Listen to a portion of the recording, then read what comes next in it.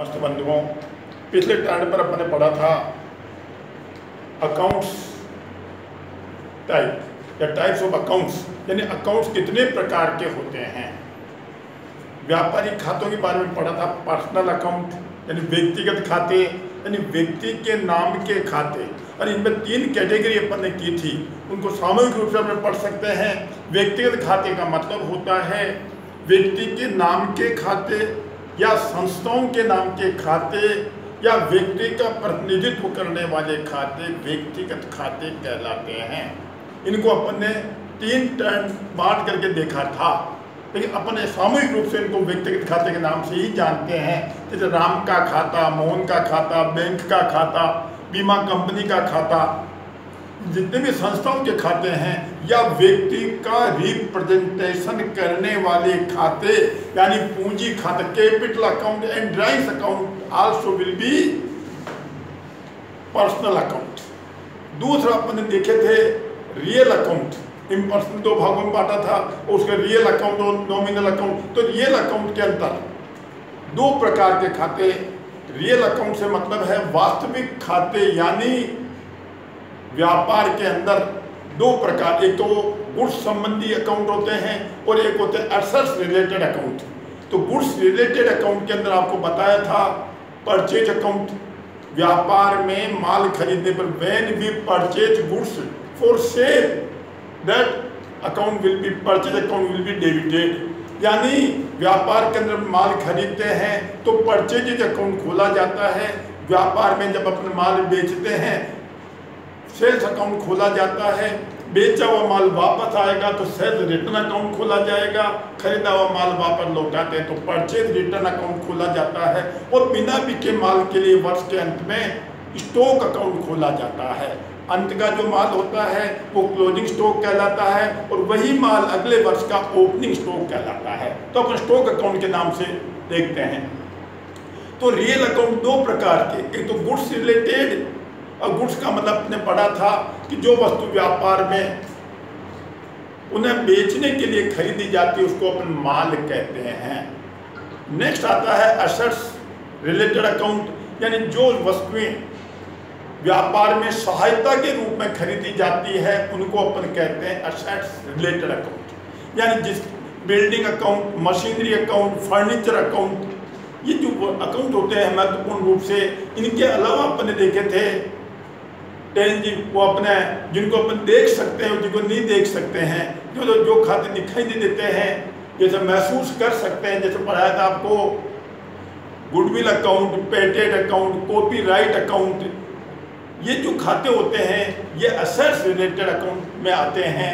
इनके बारे में अपन आगे चर्चा करेंगे। नेक्स्ट में आपको बताएं नॉमिनल अकाउंट, यानी एक्सपेंडिचर और इनकम से रिलेटेड जो अकाउंट होते हैं वो कहलाते हैं नॉमिनल अकाउंट, जिसके अंदर सैलरी है, इंटरेस्ट है, कमीशन है, डेप्रिसिएशन है, बैड डेट्स हैं। इस प्रकार के खाते जो होते हैं ये होते हैं नॉमिनल अकाउंट। इनके बारे में पिछले टर्म में अपने चर्चा की थी। अब नेक्स्ट में इसी में आते हैं अपन जर्नल के बारे में पढ़ा था, प्राथमिक लेखे की पुस्तक जर्नल, जिसमें व्यापारी सर्वप्रथम व्यापारिक लेन देनों को लिखता है। तो वैसे तो सर्वप्रथम वो रफ बुक के अंदर, रफ किताब यानी मेमोरेंडम बुक्स कह दीजिए, वेस्ट बुक कह दीजिए, जिसके अंदर सारे ट्रांजेक्शन को एंटर करता है, और जब भी उसको समय मिलता है उचित पुस्तक में, जैसे बताया था स्मॉल ट्रेडर केवल एक जर्नल रखता है, और बड़ा व्यापारी जिसके बारे में बताया था मैंने, कई सब्सिडियरी बुक्स सहायक पुस्तकें रखता है, जिसमें परचेज बुक जिसमें केवल उधार खरीदे गए माल का लेखा होता है, सेल्स बुक जिसमें उधार बेची गई माल का लेखा होता है, सेल्स रिटर्न बेचा हुआ माल वापस आता है उसका लेखा सेल्स रिटर्न बुक में किया जाता है, खरीदा हुआ माल वापस लौटाते हैं परचेज रिटर्न बुक में लिखा जाता है, नगद ट्रांजैक्शंस जितने भी होते हैं वो केस बुक में लिखे जाते हैं। व्यापार के अंदर अपन कोई बिल की स्वीकृति प्राप्त करते हैं, बीआर बुक रखी जाती है, बिल अपने द्वारा स्वीकार किए जाते हैं, उनकी फिगर बीपी बुक में होती है। जो ट्रांजैक्शन इन 7 बहियों में नहीं होते हैं उनका ट्रांजैक्शन लिखने के लिए जर्नल प्रॉपर रखी जाती है। वैसे बीपी और बीआर बुक के बारे में अपन अलग से अध्ययन करेंगे, केवल यहाँ पर सिंपली नाम लिया मैंने कि भाई बीआर बुक भी होती है, बीपी बुक भी होती है। ठीक, नेक्स्ट में देखिए आप रूल्स ऑफ जर्नलाइजिंग। जर्नल में लेखा करने के क्या रूल्स हैं।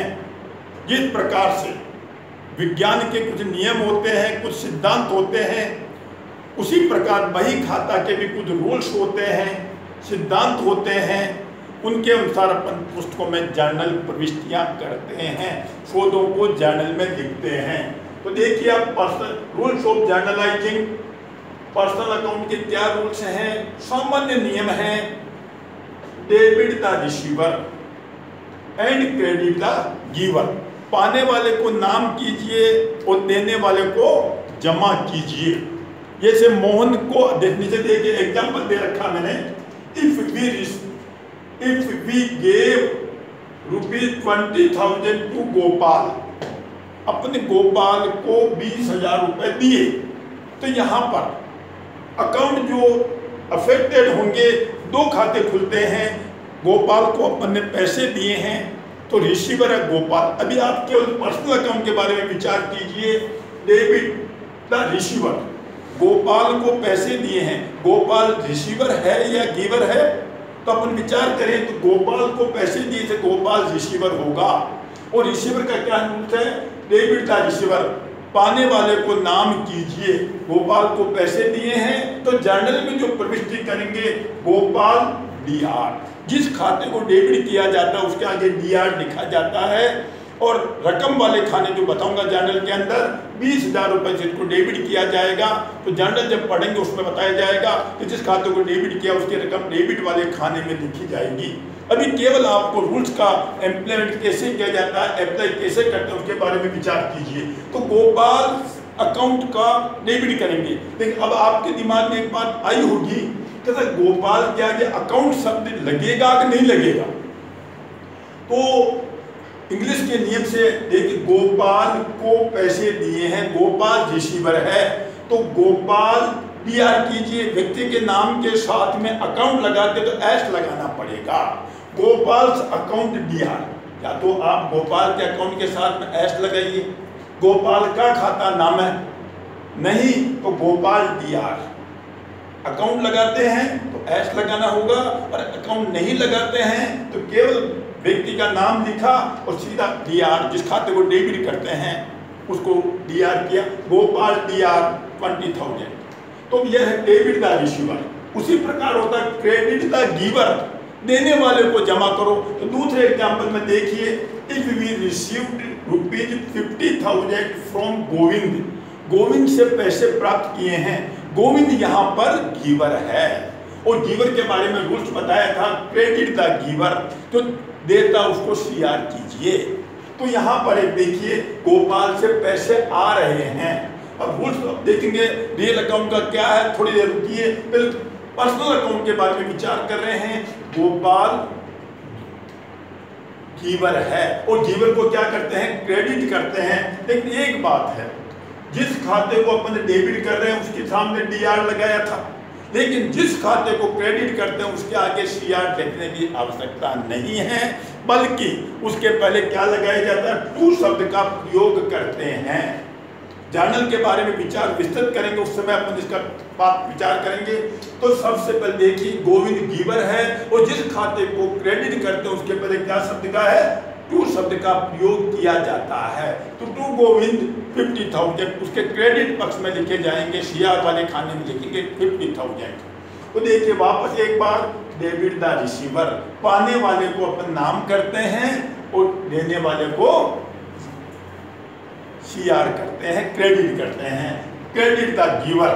तो देखिए आप पहले वाले उदाहरण में बताया था कि अपने गोपाल को पैसे चुकाए हैं, गोपाल रिसीवर है, इसलिए गोपाल के खाते को अपने डेबिट किया था। दूसरे एग्जाम्पल में है कि भाई if we received ₹50,000 from Govind, तो गोविंद से पैसे आ रहे हैं, गोविंद यहाँ पर गिवर है और गिवर को अपन क्या करते हैं, क्रेडिट करते हैं। और क्रेडिट जिस खाते को किया जाता है उसके पहले टू शब्द का प्रयोग किया जाता है और जितनी राशि से क्रेडिट किया उसकी रकम क्रेडिट वाले खाने में CR में लिख देते हैं, अभी जर्नल में बात करेंगे, विचार उस समय होगा। दूसरा देखिए रूल्स, इनको आप देख लीजिए एक बार, याद कोई सामान्य नियम है आपके घर के ऊपर, अपने पिताजी से माताजी से पूछिए, जो कम पढ़े लिखे होते हैं उसके बावजूद भी अपना हिसाब किताब, मौन को दिए तो मौन खाते दाम, मौन नहीं दिए तो मौन खाते जमा, सामान्य रूल्स के अनुसार भी अपने लिखा लेखा कर सकते हैं। दूसरा आता है रियल अकाउंट। रियल अकाउंट में आपको बताया था दो प्रकार के, एक तो गुड्स रिलेटेड अकाउंट जिसमें purchase sales, purchase return, sales return, stock, और दूसरे होते हैं assets related, building, machine, furniture, अन्य अदर अकाउंट को विचार करके अपन डेबिट व्हाट कम्स इन, व्यापार में जो वस्तु आती है उसे डेबिट करें, debit what comes in and credit what goes out, और व्यापार से जो वस्तु जाती है उसको क्रेडिट करते हैं। तो ये वस्तुगत खाते का रूल वापस एक बार विचार कर सकते हैं कि व्यापार में जो भी वस्तु आती है उसको डेबिट करेंगे और व्यापार से जो वस्तु जाती है उसको क्रेडिट करेंगे। उदाहरण में देखिए आप, एग्जाम्पल पहला बताया था, if we gave ₹20,000 to Gopal, इसके एंट्री जो क्या पता है, गोपाल का पहले रूल बता दिया, फिर पर्सनल अकाउंट का पाने वाले को नाम किया था, गोपाल को DR किया था, लेकिन क्या दिया अपन ने, रोकड़ दिए, केस दिया है। केस अकाउंट भी रियल अकाउंट है, केस अकाउंट वस्तुगत खाता है, रोकड़ जा रही है। इसका रूल्स है डेबिट व्हाट कम्स इन, जो वस्तु व्यापार में आती है उसको डेबिट करते हैं और जो वस्तु व्यापार से जाती है उसको क्रेडिट किया जाता है। तो यहाँ पर रोकड़ जा रही है और रोकड़ जाने पर केस अकाउंट क्रेडिट होगा, तो यहाँ किया था टू केस अकाउंट, यानी केस अकाउंट को क्रेडिट किया जाएगा और उसके पहले टू शब्द का प्रयोग किया गया है। नेक्स्ट में एग्जाम्पल फिर देखिए आप, if we received ₹50,000 from Govind, तो गोविंद से पैसे प्राप्त किए हैं, तो यहाँ पर मैंने आपसे बताया था दोहरा लेखा प्रणाली में मिनिमम 2 अकाउंट प्रभावित होते हैं। तो गोविंद से रुपए आ रहे हैं, गोविंद गिवर है, गिवर को अपने CR किया था पर्सनल अकाउंट के रूल्स के तहत, और केस अकाउंट खुलेगा तो रोकड़ आ रही है, और केस अकाउंट रियल अकाउंट है, और रियल अकाउंट का रूल्स आपने देखा था, डेबिट व्हाट कम्स इन, व्यापार में जो वस्तु आती है उसको डेबिट करें। तो व्यापार में आप रोकड़ प्राप्त कर रहे हैं, केस प्राप्त कर रहे हैं, तो cash account will be debited, तो cash account DR from for 50,000, और गोविंद का जो पर्सनल अकाउंट है CR है, बता ही दिया था इसके बारे में। तो यानी मेरे कहने का मतलब है, तो जो वस्तु व्यापार में आती है उसको डेबिट करो और जो वस्तु जाती है उसको क्रेडिट करो। एक और एग्जांपल देखिए, if machinery is boat for ₹5 lakh, यानी 5 लाख के अंदर एक मशीन खरीदी, तो यहाँ पर जो खाते खुलेंगे, नगद खरीदी, अब आपको पता नगद खरीदी उधार, यदि उधार खरीदते, क्रेडिट परचेज करते, तो उस विक्रेता का नाम होता जिसने मशीन बेची है, और विक्रेता का नाम नहीं दिया गया है। इसका मतलब क्या मान के चलोगे आप कि नगद खरीदी है, तो यहाँ पर 2 अकाउंट प्रभावित होंगे। Machine is boat for ₹5 lakh, तो यानी कि मशीन आ रही है, एक तो खाता खुलेगा मशीन का और दूसरा खुलेगा केस का। अब जैसे पता है केस अकाउंट रियल अकाउंट है और मशीन अकाउंट भी रियल अकाउंट है, एसेट्स रिलेटेड अकाउंट है, तो रियल अकाउंट का रूल्स लागू होगा, debit what comes in and credit what goes out, जो वस्तु आती है उसको डेबिट करो और जो वस्तु जाती है उसको क्रेडिट करो। तो मशीन व्यापार में आ रही है, तो यहाँ पर अपन मशीन को क्या करेंगे, डेबिट करेंगे। मशीन व्यापार में आज जो वस्तु आती है उसको डेबिट करो, तो machine account will be debited for 5 lakh, and क्या जा रहा है यहाँ पर, केस जा रहा है, वो भी एक रियल अकाउंट है। एक रियल अकाउंट डेबिट हो रहा है और दूसरा रियल अकाउंट क्रेडिट हो रहा है, तो entry will be machinery account DR to cash account. और नीचे जो अपने लिखा है सौदे का संक्षिप्त रूप, वो होता है नरेशन, संक्षिप्त व्याख्या, तो ये पता लग जाता है, विश्लेषण हो जाता है जो एंट्री अपने की वो सही है या नहीं है। मशीनरी परचेज फॉर केस, तो एक एंट्री पूरी होने के बाद में नीचे नरेशन लिखा जाता है और नरेशन के बाद में एक लाइन खींची जाती है, जैसा कि मैं जर्नल पढ़ेंगे उसके बारे में बताऊंगा। और नेक्स्ट एक है नॉमिनल अकाउंट, नाम मात्र के खाते, यानी इनकम और एक्सपेंडिचर से रिलेटेड जो अकाउंट होते हैं वो आते हैं नाम मात्र के खाते में। और इसका सीधा सा रूल है debit all expenses and losses, समस्त खर्चों और हानियों को डेबिट कीजिए, समस्त खर्चों और हानियों को डेबिट कीजिए। And credit all incomes and gains, सारी इनकम आयों को और लाभों को क्रेडिट कीजिए। अब इसका एग्जांपल देखिए आप, if ₹20,000 are paid for salary, salary के लिए दिए, यानी अपन किसी कुछ व्यक्तियों के व्यापार में सेवाएं लेते हैं और सेवाओं के बदले में उसको जो पारिश्रमिक देते हैं उसको अपन वेतन के नाम से जानते हैं। तो सैलरी अपने लिए खर्चा है और ये रूल्स के अंदर आ रहा है डेबिट ऑल एक्सपेंसेस, सारे खर्चों को डेबिट कीजिए। तो salary account will be debited और तो सैलरी अकाउंट इस रूल्स के तहत डेबिट होगा। तो सैलरी अकाउंट भी डेबिट होगा 20,000 से। और क्या जा रहा है आपका केस, और केस अकाउंट कौन सा है, रियल अकाउंट है। और रियल अकाउंट का रूल आपने देखा था, डेबिट और debit ward comes in and credit ward goes out. तो रोकड़ यहाँ से जा रही है, इसलिए रोकड़ को अपन क्या करते हैं, क्रेडिट। तो सैलरी अकाउंट या टू केस। अब मान लो इसी एग्जाम्पल में अपन देखें कमीशन प्राप्त किया। अब आप यहाँ कंफ्यूज हो सकते हैं, कमीशन प्राप्त हो रहा है तो सबसे पहले देखिए कि प्रत्येक ट्रांजैक्शन में मिनिमम कौन कौन से खाते प्रभावित होते हैं। जैसे बताया आपको रिसीव्ड कमीशन,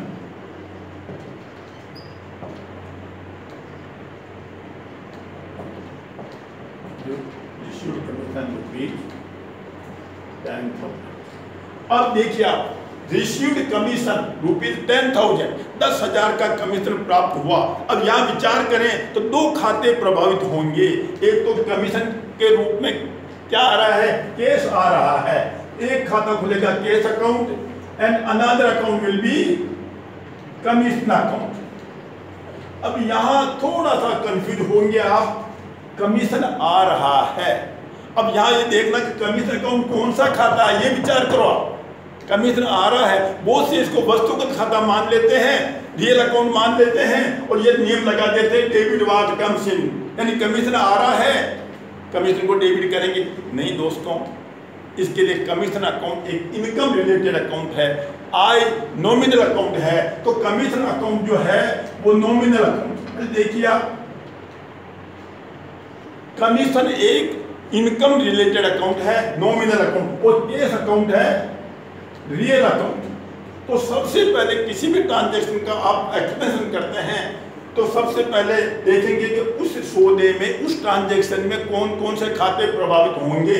तो यहाँ पर सबसे पहले रिसीव्ड कमीशन, एक तो कमीशन के रूप में क्या आता है, नगद आता है। एक तो केस अकाउंट खुलेगा, दूसरा कमीशन अकाउंट खुलेगा। केस अकाउंट रियल अकाउंट है और रियल अकाउंट का रूल है डेबिट वाट कम्स इन, जो व्यापार में आता है उसको डेबिट करेंगे।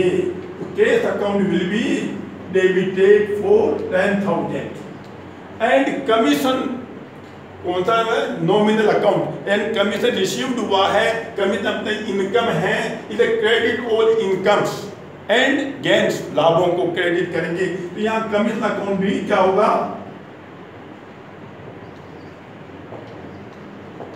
10,000 से क्रेडिट किया जाएगा। और नरेशन लिख देंगे रिसीव्ड कमीशन। मेरा कहने का मतलब है बहुत से बालक भ्रमित हो जाते हैं, कमीशन आ रहा है और जो वस्तु आती है उसको डेबिट, तो कमीशन अकाउंट या टू केस। पर बंधुओं, केस भी आ रहा, कमीशन भी आ रहा, लेकिन कमीशन रिलेटेड अकाउंट कौन सा है, इनकम रिलेटेड है, इसलिए इसको क्या करेंगे, अपन क्रेडिट करेंगे। तो कहने का मतलब है पहले आप इन रूल्स को ध्यान से देखिए।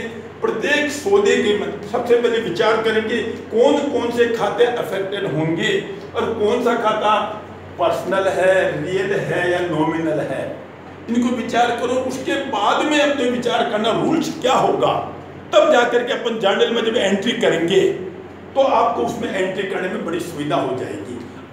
तो अब इसके बाद में अपन देखेंगे फॉर्मेट ऑफ जर्नल, जर्नल का क्या प्रारूप है, ये विचार मैं आपको नेक्स्ट बताऊंगा। तब तक के लिए एक बार आपके अकाउंट्स के बारे में विचार कीजिए और रूल्स ऑफ जर्नल जाएगा सीख लीजिए, देख लीजिए, याद कर लीजिए, और नेक्स्ट में मैं आपके जर्नल के बारे में बताऊंगा। तब आपको फॉर्मेट जर्नल का बना करके उसमें ट्रांजैक्शन को किस प्रकार एंटर करते हैं, किस प्रकार देखा जाएगा, कौन कौन से खाते खुलेंगे, कौन कौन से खाता डेबिट होगा, कौन सा क्रेडिट होगा, सारी बातें अपन विचार करके देखेंगे। तब तक के लिए बहुत बहुत धन्यवाद। नेक्स्ट में अपन मिलेंगे।